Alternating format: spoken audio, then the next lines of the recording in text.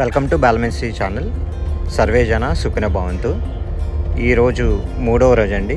మనం గుడివాడ ఆర్టీసీ ద్వారా కుంభమేళాకి వెళ్తున్నాం కదా. ఎర్లీ మార్నింగ్ 6 o'clock కల్లా రేవా డిస్టిక్ మధ్యప్రదేశ్ రాయ్పూర్ అనే గ్రామం దగ్గర మనం ఇక్కడ దిగాము. ఇక్కడ ట్రాఫిక్ చూడొచ్చు, బాగానే ఉంది. Good morning. పర్లా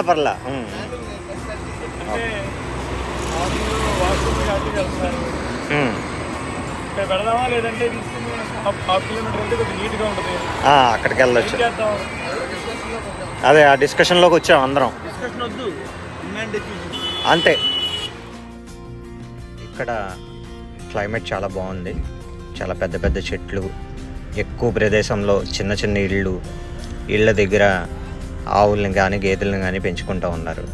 చాలా సింపుల్గా ఉన్నారు మనుషులు, బట్ చాలా పద్ధతిగా ఉంటుంది ఇక్కడ కల్చర్ అంట. నార్త్ ఇండియన్ కల్చర్ కదా. చూద్దాం ఇంకా దారిలో మనం ఇంకా ఏమేమి ప్రదేశాలు చూస్తామో అవన్నీ వీడియోలో రికార్డ్ చేసి మీకు యూట్యూబ్లో అందిస్తాం. ఏజ్డ్ పర్సన్స్ ఉన్నారు కాబట్టి, అందులో షుగర్ పేషెంట్స్ ఇంకా ఎక్స్ట్రా కొంతమంది వాళ్ళు కూడా ఉన్నారు కాబట్టి, ముఖ్యంగా వాళ్ళకి కావాల్సింది మార్నింగ్ ఎర్లీ మార్నింగ్ కాస్త బ్రేక్ఫాస్ట్ కావాలి కాబట్టి, రిస్క్ ఉన్నా కూడా ట్రాఫిక్ జామ్ ఉన్నా కూడా బస్సు పక్కకు పెట్టి ముందు వాళ్ళకి బ్రేక్ఫాస్ట్ రెడీ చేయించి, అలాగే లంచ్ కూడా ప్రిపేర్ కూడా ఇక్కడే చేయించేసి బస్సులో స్టోర్ చేసేస్తాం. సో అందుకనే ప్రిపరేషన్ స్టార్ట్ అయిపోయింది ఆల్రెడీ. అలాగే కాఫీ కూడా పెట్టేస్తున్నారు. కాఫీ కూడా ఇచ్చేస్తాం. సో షుగర్ పేషెంట్స్ ఇంకా పెద్దవాళ్ళ దృష్ట్యా పెట్టుకుని ప్రోగ్రామ్ స్టార్ట్ చేశారు.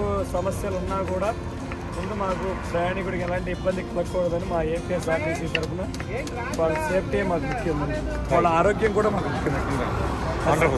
థ్రోట్ ఇన్ఫెక్షన్ వచ్చి నాకు కూడా గొంతు కూడా పోయింది. ఎందుకంటే ప్రయాణికులతో మాట్లాడి నా వాయిస్ కూడా చేంజ్ అయిపోయింది. ఎందుకంటే వెళ్ళిన వాళ్ళు కాస్త త్వరగా రావాలండి.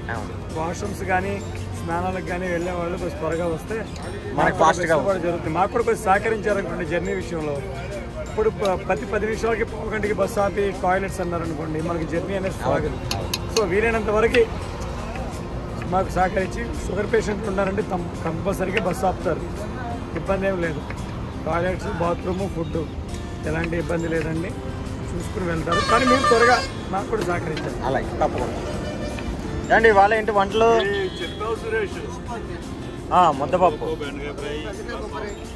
ముద్దపప్పు, బెండకాయ కొబ్బరి, గోంగూర చట్నీ, ఇంకా పెరుగు, రసం. సాంబార్ లేదు కదా, రసంలో గుమ్మడికాయ వేయరు. బెండకాయలు కోస్తున్నారా?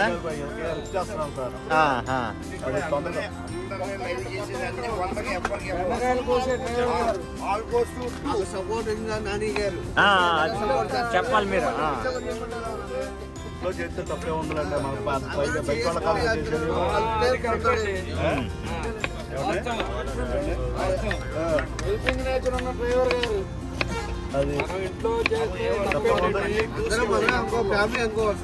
నిన్న కూడా మీరే కోసారు కదండి.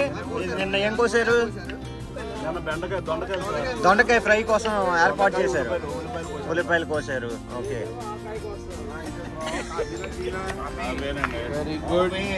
కాఫీ మన మాస్టర్ గారు కాఫీ పెట్టారు.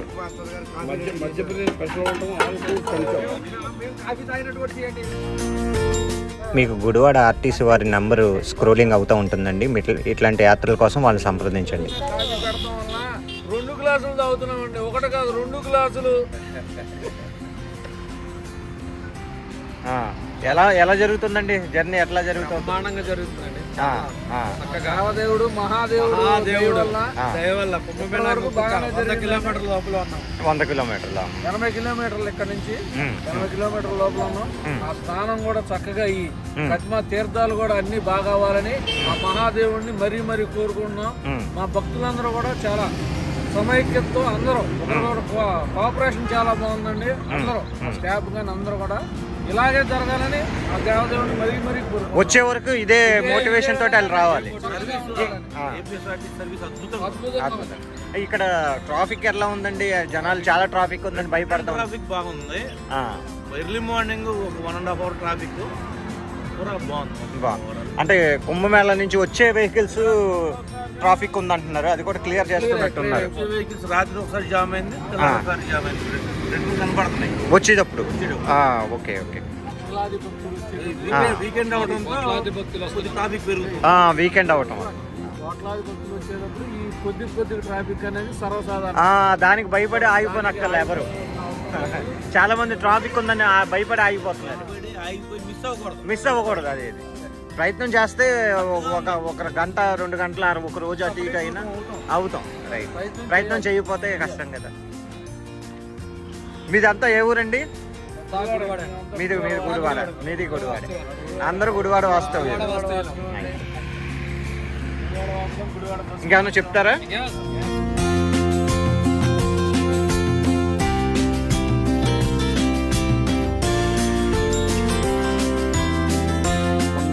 అంటే గురువారం నాడు అంటే 22/25 తేదీన గుడివాడ ఆర్టీసీ డిపో వద్ద ఏర్పాటు చేయబడినటువంటి బస్సులో గుడివాడ మరియు గుడ్లవల్లేరు, పెంజండ్ర, కైకలూరు తదితర గ్రామాల నుంచి సుమారుగా 28 మంది మహాకుంభమేళా యాత్ర బయలుదేరడం జరిగింది. రెండో రోజున ఉదయం తెలంగాణ బోర్డర్లో మన ఆర్టీసీ వారు మేనేజర్ ఈ ట్రిప్ మేనేజ్మెంట్ చేస్తున్నటువంటి సురేష్ గారు ఆధ్వర్యంలో టిఫిన్లు అవన్నీ కూడా తెలంగాణ బోర్డర్లో తయారు చేయించుకోవటం. ఈ తయారు చేసేటువంటి ప్రక్రియలో భాగంగా మాతో పాటు యాత్రలకు వచ్చినటువంటి యాత్రికులు ప్లస్ ఆర్టీసీ డ్రైవర్లు మన దుర్గారావు గారు, ప్రసాద్ గారు, జీవీరావు గారు అందరూ కూడా వంటవారికి కూడా పూర్తి సహాయ సహకారాలు అందించి అక్కడ టిఫిన్లు అవి తయారు చేసుకుని భోజనాలు తయారు చేసుకుని బయలుదేరడం జరిగింది. 1 గంట ప్రాంతంలో భోజనాలు చేశాము. రాత్రి అలాగే చపాతీలు టిఫిన్గా ఏర్పాటు చేసి ప్రారంభం మళ్ళీ అక్కడి నుంచి బయలుదేరాము. ఇప్పుడు ప్రయాగరాజ్కి సుమారుగా ఒక 70-80 కిలోమీటర్ల దూరంలో ఉండటం జరిగింది. ఈ రోజున టిఫిన్లు మధ్యాహ్నం భోజనాలన్నీ కూడా ఇక్కడ ప్రిపేర్ చేయిస్తున్నారు. ఈ యాత్రలో ఆర్టీసీ వారు, వారి సిబ్బంది, ఈ యాత్రికుల్లో కూడా వచ్చిన వాళ్ళల్లో ఉత్సాహవంతులైనటువంటి వాళ్ళందరూ కూడా బాగా సహాయ సహకారాలు అందిస్తూ ఈ యొక్క యాత్రని దిగ్విజయం చేస్తున్నారు. అలాగే ఇవాళ ప్రయాగరాజులో స్థానము, తర్వాత కాశీ, అయోధ్య, కోణార్కు, పూరి జగన్నాథస్వామి దేవాలయం ఇవన్నీ చూసుకుని ఈ ట్రిప్ని దిగ్విజయంగా ముగించడానికి అందరి సహాయ సహకారాలు పూర్తిగా ఉన్నాయి. అలాగే దిగ్విజయంగా పూర్తి చేసుకుని 26వ తారీఖు కల్లా మళ్ళీ గుడివాడ చేరుకుంటామని ఆశిస్తూ ఈ అవకాశాన్ని కల్పించినటువంటి మా యూట్యూబ్ మిన్సీ టీవీకి ముఖ్యంగా ధన్యవాదాలు తెలియజేసుకుంటున్నాం. ప్రయాగరాజ్ వెళ్ళిన తర్వాత ఫస్ట్ కార్యక్రమం ఏం చేస్తామండి? ఎవరైనా వివరిస్తారండి? ఫస్ట్ కార్యక్రమం ఏం చేస్తాం ప్రయాగరాజ్ వారు కుంభమేళా వెళ్ళిన ప్రయాగ వెళ్ళేటువంటి ముఖ్యోద్దేశం కుంభమేళాలో స్నానం చేయటం. స్నానం చేసిన తర్వాత పెద్దవాళ్ళు చెప్పినట్లుగా అక్కడ ఉన్నటువంటి అవకాశాన్ని బట్టి ప్రయాగ త్రివేణి సంగమానికి దగ్గరలో బడే ఆంజనేయ స్వామి టెంపుల్ ఉంటుంది. అది కంపల్సరీ దర్శనం చేసుకోవాలి. దాని పక్కనే భరద్వాజ ఆశ్రమం ఉంటుంది, అది కూడా చూసుకోవాలి. దాని దగ్గర నుంచి వెళ్తే ప్రయాగలో ప్రముఖంగా చెప్పుకునేది ప్రయాగలో ఒక శక్తిపీఠం ఉంటున్నది, మాధవేశ్వరి శక్తిపీఠం అంటారు. అది అలాగే దాన్ని కూడా దర్శనం చేసుకోవాలి. అలా ఇంకా ప్రయాగలో చెప్పాలంటే ఇందిరాగాంధీ నెహ్రూ గారు, మోతీలాల్ నెహ్రూ గారికి సంబంధించినటువంటి వారి సొంత ఇల్లు అది ఉన్నది. అది కూడా దాన్ని మ్యూజియంకి ఇవ్వటం జరిగింది. 1978లో రాజీవ్ గాంధీ గారు, సంజయ్ గాంధీ గారు, ఇందిరాగాంధీ గారు ముగ్గురు కూడా దాన్ని పబ్లిక్కి స్పాన్సర్ రిజిస్ట్రేషన్ చేసినటువంటి దస్తావేజ్ కూడా అక్కడ మనకి కనబడుతుంది. ఇవి ముఖ్యంగా ప్రయాగలో మనం చూడాల్సింది. అదే ఇవన్నీ డిఫరెంట్ ఐటమ్స్. మనం ఏ ఇంపార్టెంట్ ముఖ్యంగా మాత్రం కుంభమేళా అదే ఇంపార్టెంట్ అన్నాను. అది ఏదైనా అవ్వచ్చు. మనకి కేవలం ఏంటంటే కుంభమేళాకి సంబంధించి ఓన్లీ స్నానం ఆచరించి ద్వారా మనం ఇంకా చూసుకోవాల్సిన చాలా ఉన్నాయి కాబట్టి అక్కడి నుంచి అయోధ్య బయలుదేరడం జరుగుతుంది. అవకాశం వరకు ఇప్పుడున్న క్రౌడ్ చూడటం ప్రయాణికులు మనం కుంభమేళ స్నానం సంబంధించి మాత్రం మనం ఏర్పాటు చేయడం జరిగింది. అది అందరికీ తెలిసిన విషయమే. సార్ చెప్తారు. ఉన్నటువంటి చాలా విశేషమైనటువంటి కార్యక్రమాలు ఎన్ని చూడాల్సిన ప్రదేశాలు ఉన్నాయని, కానీ మనకున్నటువంటి టైమింగ్స్లో ప్రయోగరాజు స్నానాన్ని ఆచరించి తద్వారా అక్కడి నుంచి రిటర్న్ మనం బ్యాక్ తీసుకుని అయోధ్య బయలుదేరడం జరుగుతుంది. అదేలేండి, మీ ప్రోగ్రాంలో ఉన్నట్టుగా మీరు వెళ్తారు. రైట్.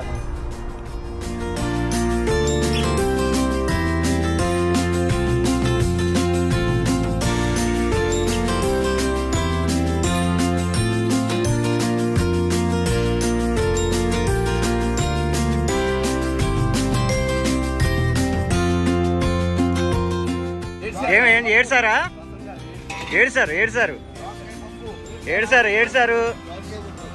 ఏడుసారు సొరకాయ పప్పు. ఇంకేం చేస్తున్నారండి మాస్టర్ గారు? బెండకాయ ఫ్రై, నార్మల్ బెండకాయ డీప్ ఫ్రై, బెండకాయ కొబ్బరికాయ ఫ్రై. Okay okay. గోంగూర చట్నీ కూడా సూపర్. అంటే ఈరోజు మనకి రైసు, ఏడుసారు, పప్పు, సొరకాయ, బెండకాయ డీప్ ఫ్రై, గోంగూర పచ్చడి, పెరుగు. Right, super. ఇక్కడ ఉన్న స్థానికులతో కొంతమందితో మాట్లాడామండి ఇక్కడ విలేజ్ కుంభమేళా గురించి వాళ్ళ మాటల్లో.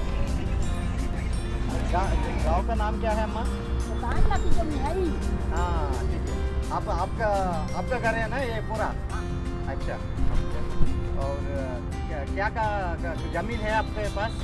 जमीन थोड़ी थोड़ी क्या बाहर कमाते हैं लड़का हाँ हाँ और गवर्नमेंट देते हैं जो पैसा तो थैंक यू माँ। एक वीडियो ले। मेरा नाम पीडी शुक्ला है, मैं पेशे से एडवोकेट हूँ और मैं भी एडवोकेट। अरे अरे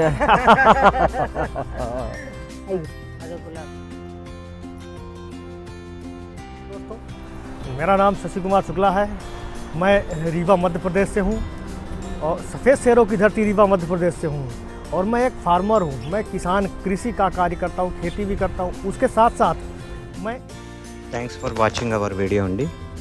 ఇవి జస్ట్ కేవలం మేము ఈ ప్రయాగరాజ్ యాత్రలో చేసే కార్యక్రమాల గురించి మాత్రమే, భోజనాలు వండుకోవటం, వెళ్ళటం, చుట్టుపక్కల జనాలను మాట్లాడటం. ఇదే కాకుండా మనం పూర్తిగా ప్రయాగరాజ్ కుంభమేళాలో జరిగే దర్శనం గురించి, మిగతా అయోధ్య, మిగతా యాత్రల గురించి వివరంగా వచ్చే వీడియోలో చూద్దాం. అందుకని తప్పకుండా సబ్స్క్రైబ్ చేయండి, కామెంట్ చేయండి. హర హర మహాదేవ్ అని.